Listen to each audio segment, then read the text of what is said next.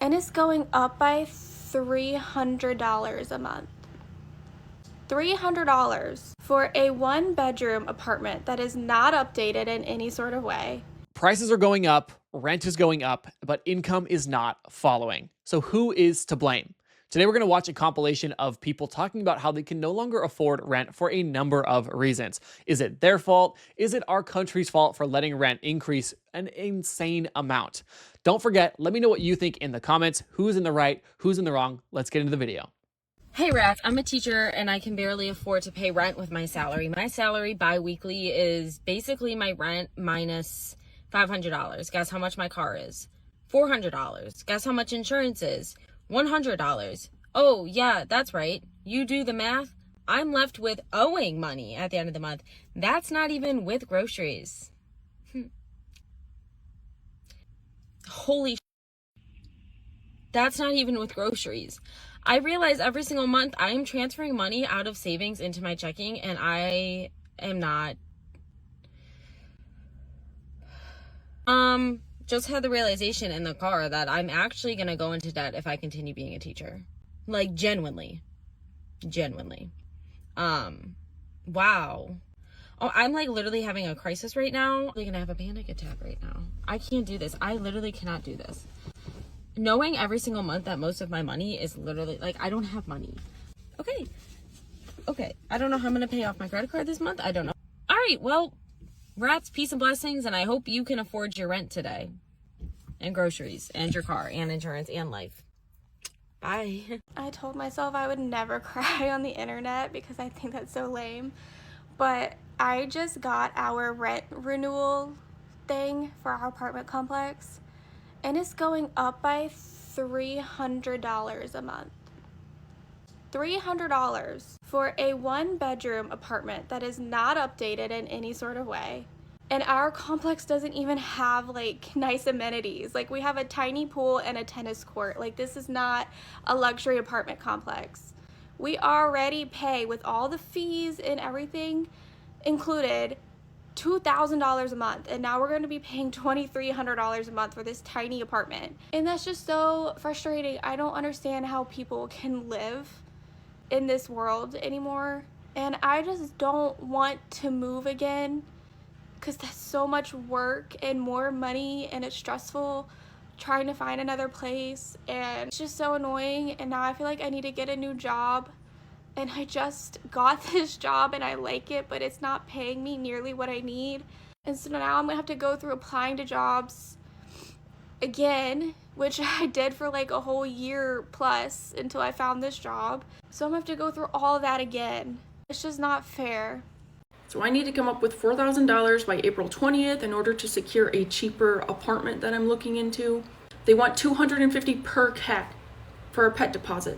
Why do I have 3 cats? $120 for the application fee already. I saw someone else do this on TikTok with their student debt. She went live and everybody donated roses and she was able to pay off $20,000 in student debt.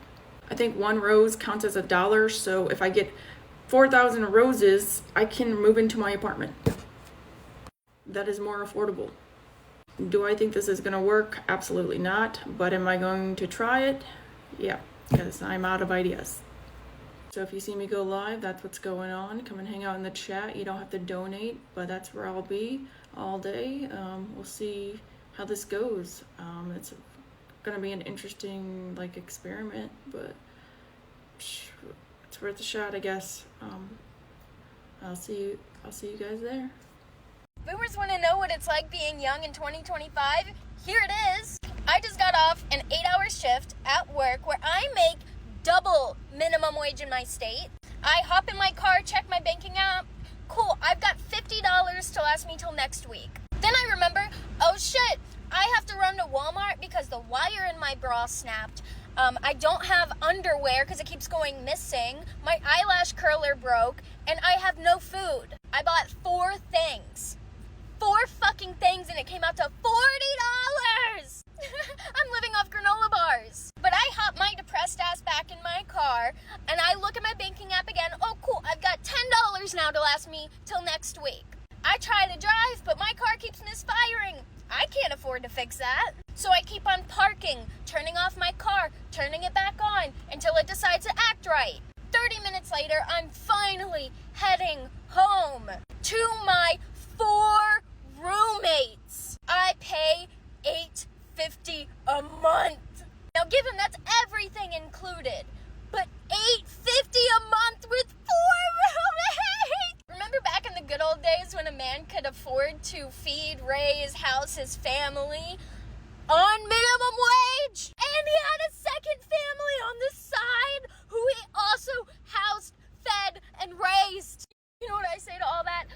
Fuck you! You guys had it so fucking easy and then you destroyed everything behind you. Fuck you! I'm a little concerned just on how my generation and the future generations are supposed to buy homes. So how are we supposed to buy a home when minimum homes are $300,000? 20% of $300,000 is $60,000.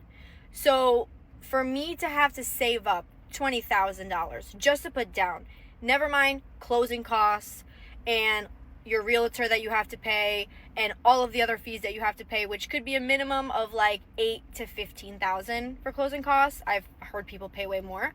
And then what if you want to have a family? What if your girlfriend or your wife gets pregnant and you're like, hey, we should raise this baby. How are you going to afford it? Who's going to watch your baby? So I just want to think about that for people who are rushing into relationships and rushing to grow up. It is very difficult, not only because you can't afford anything unless you make above $100,000, especially in the New England. You just can't afford to live. You can't even afford to save money. You can't afford to go on vacation. Most of these people are living paycheck to paycheck. So don't rush to move out. This makes sense to me, but tell me if it makes sense to you. Any adult that gets up and goes to work every week and works 40 to 50 hours per week should be able to at least afford basic necessities. But it's not that way. Minimum wage has not gone up at all. In North Carolina, South Carolina, and other states as well, minimum wage is still $7.25. Now, I know most people are not paying that, but why is minimum wage still $7.25? It's been that way for many, many years. Wages have not increased, but the cost of everything else has increased. Why is rent for a 1-bedroom apartment in North Carolina or either South Carolina $1,300, $1,400, $1,500? In other places, I'm hearing that it's $2,500, $3,000, $4,000, $5,000. I can't imagine those prices. Most of us are not even making $5,000 per month, but they tell you, oh, $20 per hour, you should be happy with that. What is $20 per hour going to do in 2025? When I go in the grocery store, I get a loaf of bread, a couple of packs of chicken, some hamburger, a few vegetables, a little water to drink. $125?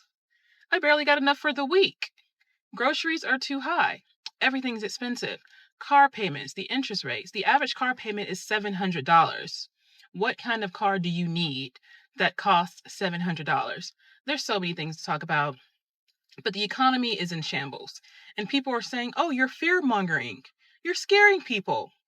I'm only reporting what's actually going on. And the wages, they just have not kept up with the cost of living. And things are only getting more expensive.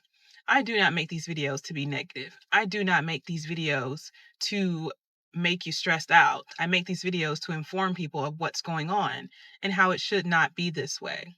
So my advice, if you made it this far in the video, you're still listening, save, save, save. Cut back as much as you can. If the economy crashes in any kind of way, if we have a crash like the 2020 stock market where things went down significantly, but they rallied faster. Now, I'm not going to say that we're going to rally as high as we did that quick. It may take a little bit longer, but if it does happen, you need to have some cash on the side. Rich people get rich by taking advantage of crashes like that. So when that happened, I didn't have any money at the time, and I regret that. Bitcoin was $3,000.